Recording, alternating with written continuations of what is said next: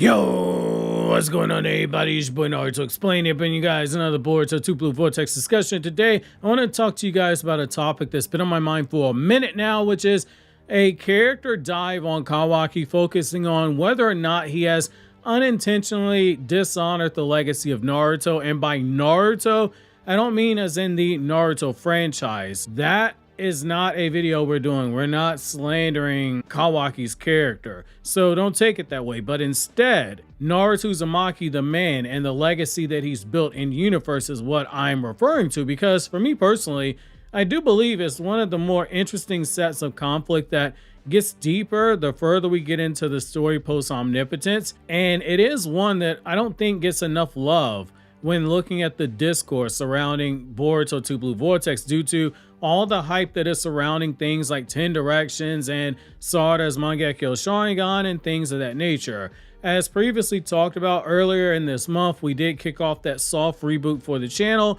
where we've been doing straight lore videos or fun videos like the how many years would Madara or Jigen go to jail, Boruto characters who could kill Madara for the first 10 to 14 days each month, where editors have cooked up whole ass meals. So check those out if you haven't already, and make sure to share them. As I've stated before, you guys, the viewers, dictate what content we do here on the channel.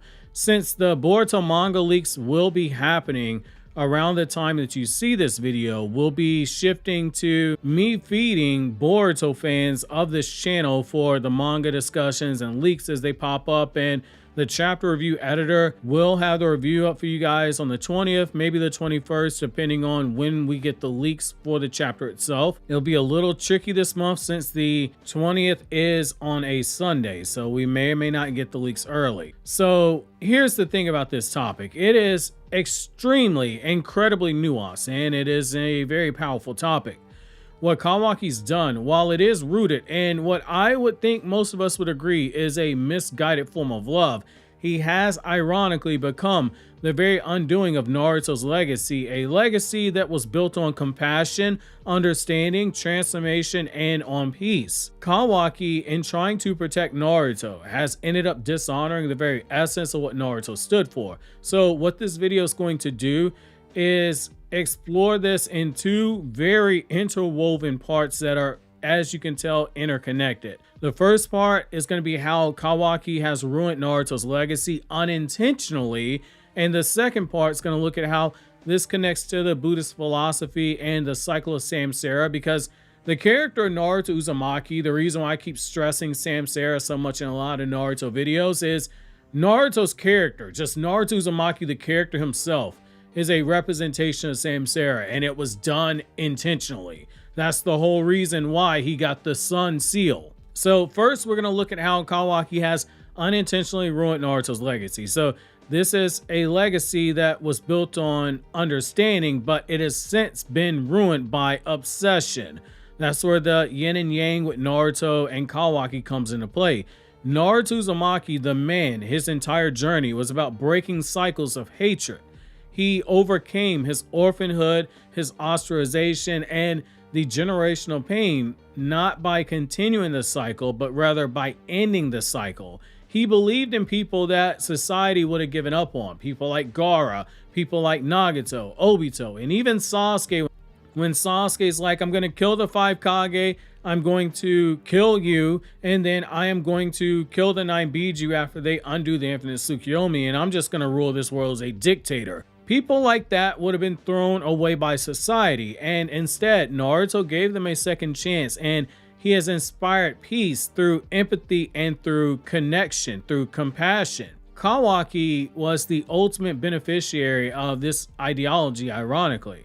Naruto took him in not as a weapon like, say, some people might have done in the past, but instead he viewed him as a son, giving him the unconditional love that Kawaki never thought that he deserved.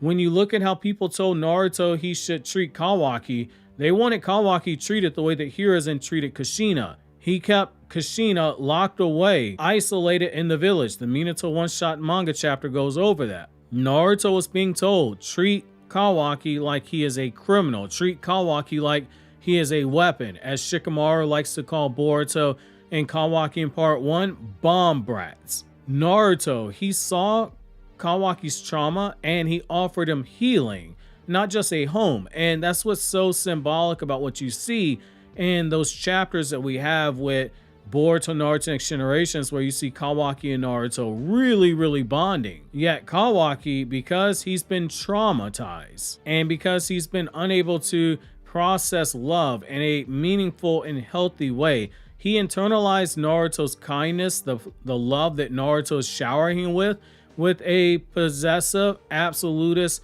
and consequentialist manner. His logic became, if Naruto is everything to me, then I must destroy everything that could take him away.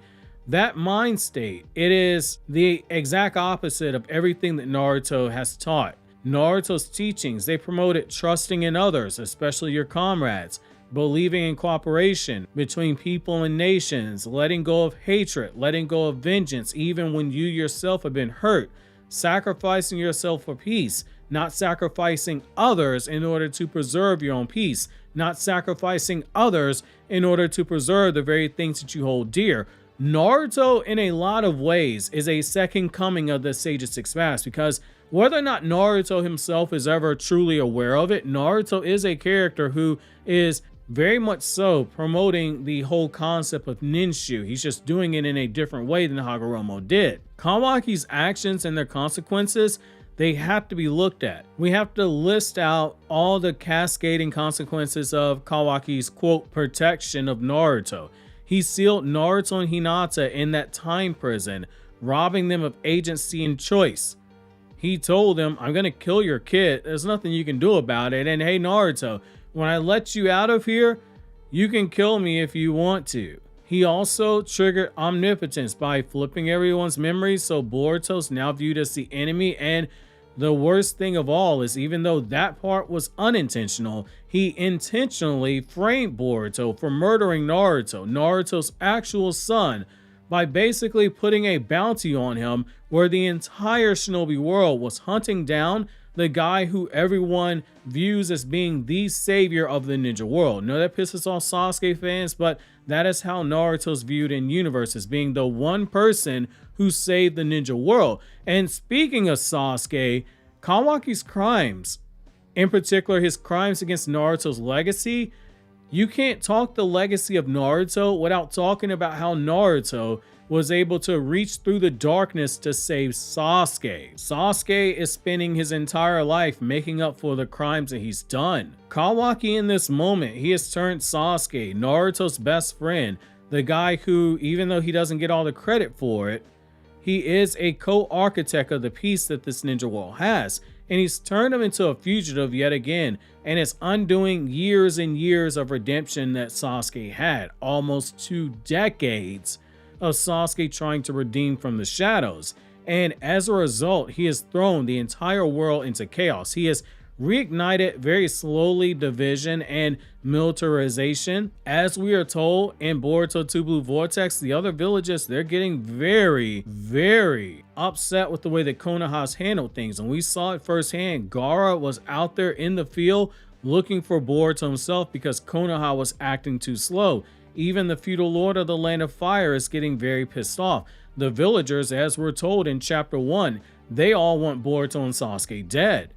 And this is even more heartbreaking when you realize that Kawaki is knowingly ignoring Naruto's teachings, such as forgiveness and community and the belief in others. In trying to protect Naruto, Kawaki has figuratively and literally erased him from the world. He has erased him literally in the sense that he no longer exists in this world. He is frozen in time, but also he has figuratively erased him from the world because he's turned the world that Naruto helped save into a distorted shadow of his former self. This part of the timeline, when we do a mega Naruto timeline at the end of the Boruto story, this has to be referred to as AN, after Naruto. And this is so tragic. Kawaki became what Naruto fought his entire life against. Now, this gets even deeper when you look into how something like this dishonors Naruto through the lens of Samsara and Buddhism, because again, Naruto's character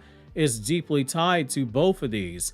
Naruto and the cycle of Samsara is what you have to look at first. So in Buddhism, Samsara is the cycle of birth, suffering, death, and rebirth. It is driven by desire, ignorance, and attachment.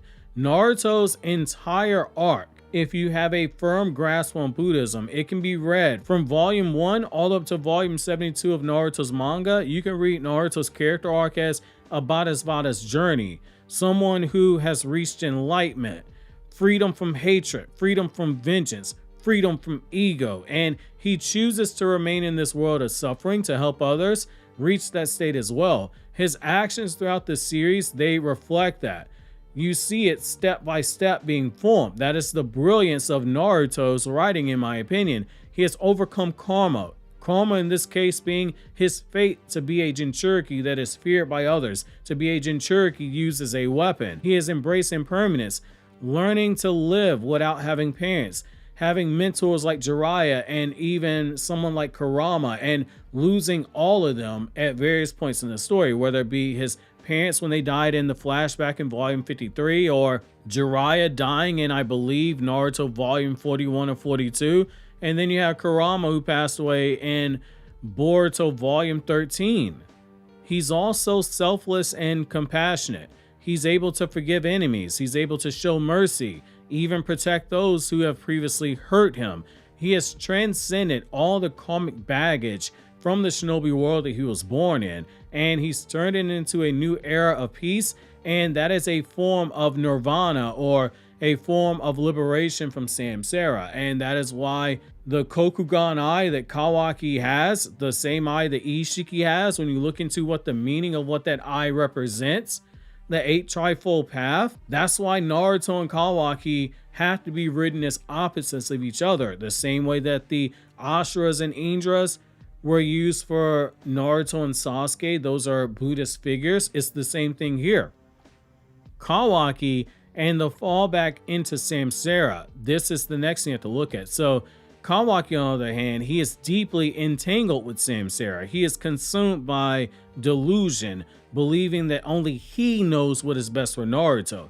He is someone who has been hit with the bug of craving and attachment. His obsessive attachment to Naruto, it leads him to extremely consequentialist and extremely possessive nature. And then also hatred. He despises all things Otsutsuki related so deeply he is willing to become a tyrant in order to erase them. And it's ironic because he himself is an Otsutsuki, by his own words, using Otsutsuki power in order to destroy them.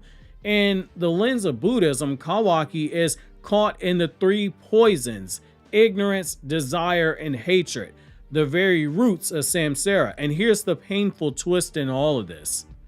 By being controlled by his karmic scars and his attachment, Kawaki drags Naruto's character, even though he is sealed away, back into the very cycle of Samsara that Naruto overcame.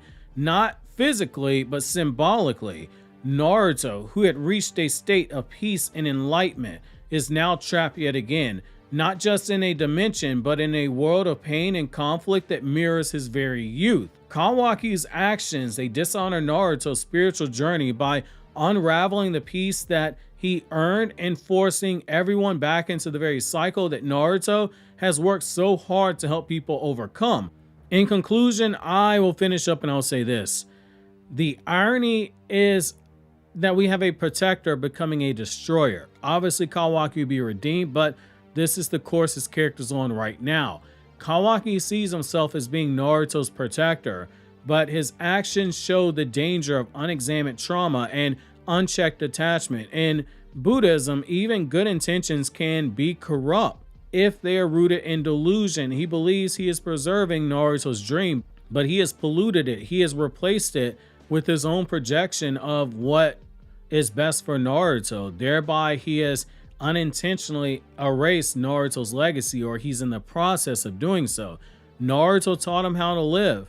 He taught him what love is. And Kawaki, in fear of death and loss of that very same thing, has now taught himself how to destroy. And that's what makes that flash forward sequence of Boruto and Kawaki, where they're standing on top of the Hokage monument and you see all the destruction. Konoha's been destroyed. look whose face they're fighting on. They're fighting on Naruto's face, and Naruto has had half of his face blown off. Very striking imagery when you look at it from that perspective. Obviously, if you enjoyed this video, consider subscribing and checking out more videos from Naruto Explained by clicking here on the left, or click over here on the right to check out this video from my Anime Explained channel, or click here up top to check out this new video from my Everything One Piece Explained channel where I talk about One Piece.